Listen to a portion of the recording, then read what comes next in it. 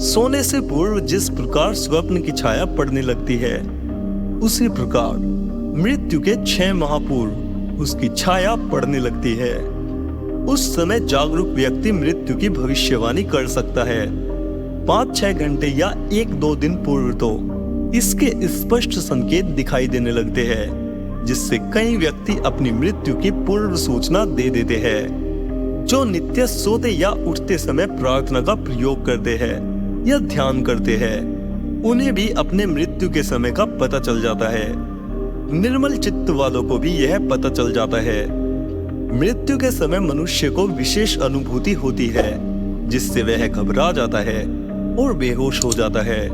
उसके प्राण इसी बेहोशी में निकलते हैं, जिससे उसको पता ही नहीं चलता कि मैं मर गया हूँ, मेरा शरीर मुझसे अलग हो गया है, अब मैं अशरीर जीवात्मा मात्र हूँ। जो भयभीत नहीं होता, उसे अपने प्राण निकलने का बराबर ध्यान रहता है। यह जीवन भर की गई साधना और धैर्य के कारण ही संभव है, अन्यथा नहीं। जवानी में या दुर्घटना से मरने पर उसे अपनी मृत्यु का अनुभव होता है, किंतु 90 वर्ष का होकर मरने पर उसे इसका अनुभव नहीं होता, क्योंकि अनुभव करने वाले यंत्र पहले ही मर चुके होते हैं। मरे हुए व्यक्ति की स्मृति 3 दिन रहती है, फिर वह भूल जाता है। कुछ की 13 दिन तक रहती है। आत्मा से निकलने पर भी शरीर की ऊर्जा 3 दिन तक उसमें से निकलती रहती है। जैसे वृक्ष के काटने पर भी उसे सूखने में कई दिन लग जाते हैं।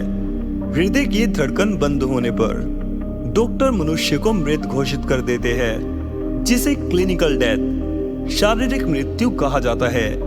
किंतु जब शरीर की संपूर्ण ऊर्जा बाहर निकल जाती है, तो उसे बायोलॉजिकल डेथ, जैविक मृत्यु कहा जाता है, जिसमें 3 दिन लग जाते हैं। जैविक मृत्यु से पूर्व यदि विशेष विधियों द्वारा आत्मा का शरीर में पुनः प्रवेश कराया जा सके, तो वह पुनः जीवित हो सकता है। जैसे पौधा जमीन से उखाड़ देने पर भी थोड़े समय बाद ही पुनः लगाने पर जीवित हो जाता है।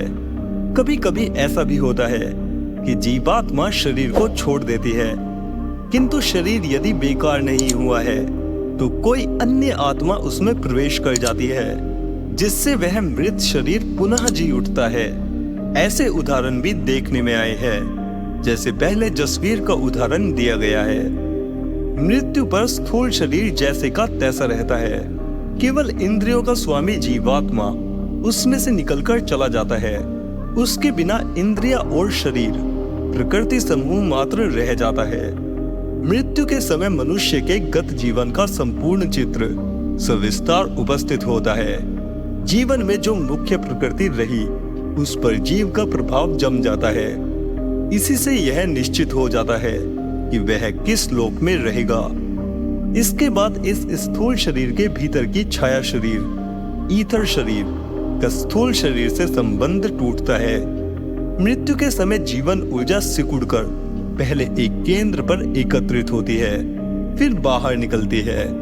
शरीर में प्राण सिकुड़कर पहले नाभि पर एकत्र होता है और फिर बाहर निकलता है। यह नाभि ही जीवन एवं मृत्यु का केंद्र है। इस समय शरीर को अत्यंत पीड़ा होती है, किंतु प्रकृति ने व्यवस्था कर रखी है कि उस समय मनुष्य बेहोश हो जाता है, जिससे उस पीड़ा का अनुभव उसे नहीं होता। सजगता होने पर इस मृत्यु को देखा भी जा सकता है।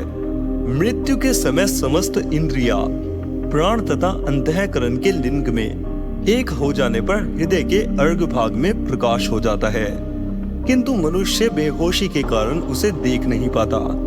शरीर एक निश्चित अवधि तक ही सक्रिय रहता है, किंतु व्यक्ति की वासनाएं पूरी न होने से वह और जीना चाहता है।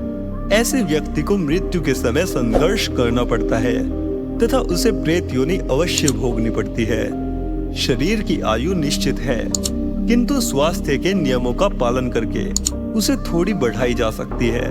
सामान्यतया शरीर के व्यर्थ हो जाने पर ही जीवात्मा उसे छोड़ देती है। स्वस्थ आदमी पहली ही बीमारी में मर जाता है, किंतु 80 साल तक जीवित रहने वाले का मरना भी मुश्किल हो जाता है। जिसकी वासना जितनी तीव्र होगी, भोगने की जितनी अधिक इच्छा होगी, उसकी उम्र भी लंबी होती है। कर्म फल भोग शेष रहने पर भी लंबी उम्र होती है। जीवन भर बीमार रहने वाले का भी मरना मुश्किल हो जाता है। मृत्यु के समय जो लोग वहां उपस्थित हो उन्हें शांत, मौन और भक्ति भाव से रहना चाहिए, ताकि मरते हुए प्राणी के गत जीवन के चित्रपट दर्शन में किसी प्रकार की बाधा और शोक न हो। जोर जोर से रोने पीटने और शोक करने से उस जीव के ध्यान की एकाग्रता भंग हो जाती है।